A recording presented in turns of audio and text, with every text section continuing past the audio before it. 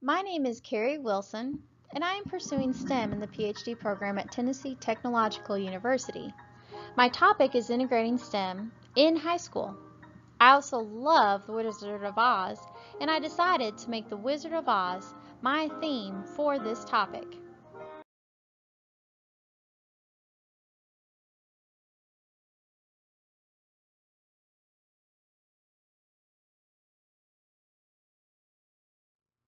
I start with literature because literature repeatedly describes the need for truly integrated STEM.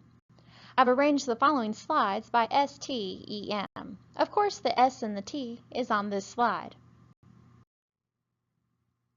There were many quotes pertinent to integrating STEM. However, for time's sake, only a few could be mentioned in this video.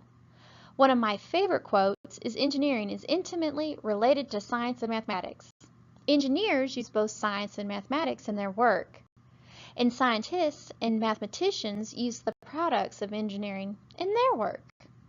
This was by Carey, Pearson, and Fetter, 2009.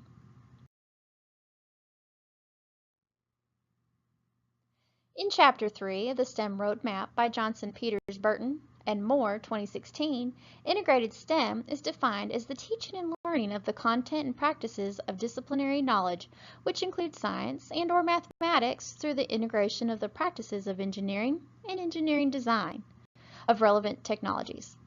Johnson, Peters, Burton, and Moore, 2016, obtained this definition from Childress and Sanders, 2007, and Sanders and Wells, 2010. It is quite clear that STEM needs to be integrated. But how? In the state of Tennessee, STEM classes fall under CTE classes. The standards are categorized by the headings listed on this slide. However, there's only one STEM class under the state of Tennessee guidelines. This one class has 4 courses which build upon each other. The standards, though, stay safely connected under these 6 headings offered only under one course. Schools may be accredited as a STEM school if they allow themselves to be closely scrutinized under the STEM evaluation process. Under this evaluation rubric, STEM processes, procedures, and subject material for school and future career choices must be evident within these 4 groups of infrastructure of the entire school, curriculum and instruction of every classroom, professional development available for all teachers, and of course student achievement. I believe STEM should permeate every classroom at all levels if it is truly integrated at the high school level. Therefore, I find the evaluation system insightful and useful for high schools to be used as a tool to implement STEM successfully.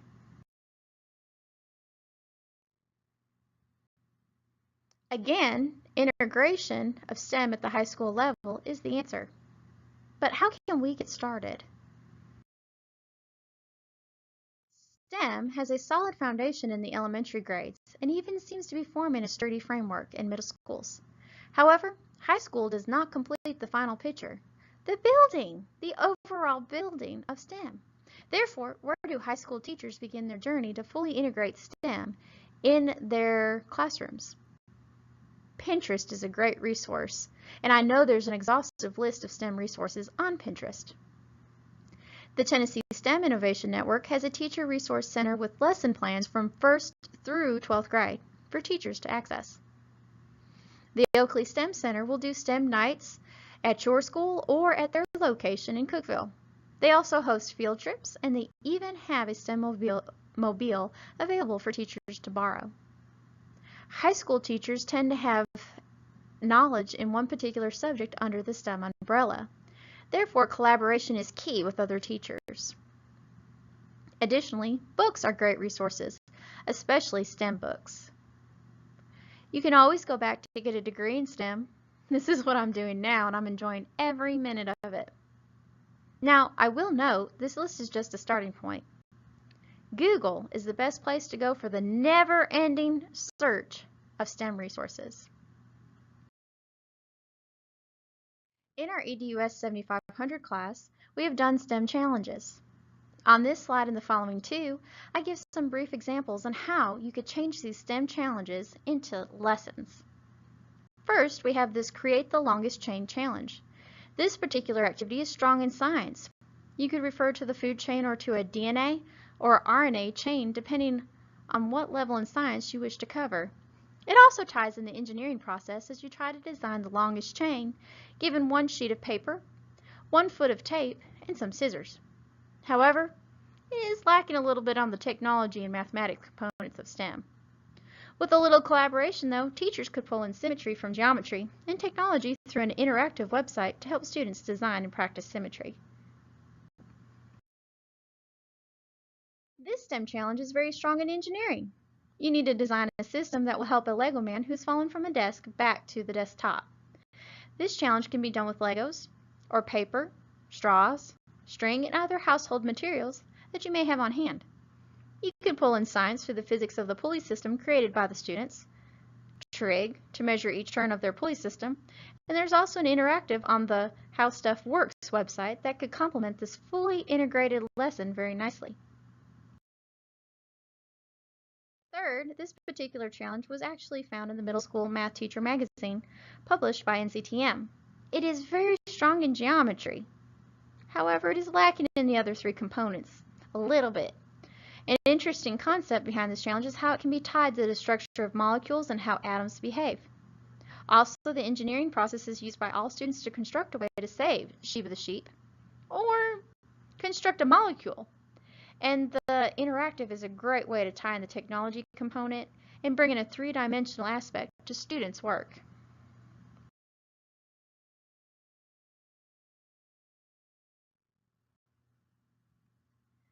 We have finally arrived. STEM challenges could lead to STEM units, and units could lead to a fully integrated STEM curriculum. It just takes a little bit of time, a lot of collaboration, and a bit of effort to allow STEM to work at the high school level. If teachers across the STEM subject areas of science, technology, engineering, and of course math are willing to start a collaboration across siloed subjects and grade levels, fully integrative STEM might be accomplished at the high school level. We might even call this collaboration the High School Integrative STEM Challenge. Here's a quick recap of these slides. I started with literature to come up with this unique problem. I quickly introduced the standards and evaluation process for STEM for schools in Tennessee. For implementing an integrative STEM program into high schools, I started with looking at STEM challenges. I gave 3 examples and described with a little imagination and collaboration how these STEM challenges might be improved for the higher grade levels. With a little courage, some brains, and a lot of heart, high school teachers could come up with their own integrated STEM units that could lead to curriculum. STEM might be big shoes to fill at the high school level, but collaboration with other teachers will yield the desired result of integrated STEM at, of course, the high school level. Thank you for listening to my short video. On the following slides are the references from the literature, the State of Tennessee resources, and the audio and visual websites. If you need to see these references for a longer period of time, feel free to pause the video.